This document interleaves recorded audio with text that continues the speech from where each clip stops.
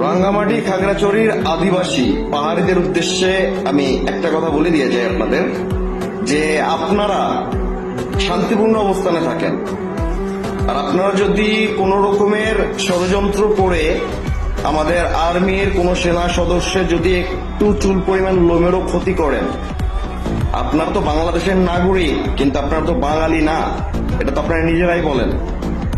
কিন্তু যদি আমার কোনো ভাইয়ের চুল পরিমাণ কোনো ক্ষতি হয়, আপনাদের পাহাড়িদের উচ্ছেদ করে দিতে বাংলাদেশ আর্মির 30 মিনিটের মতো সময়ও লাগবে না।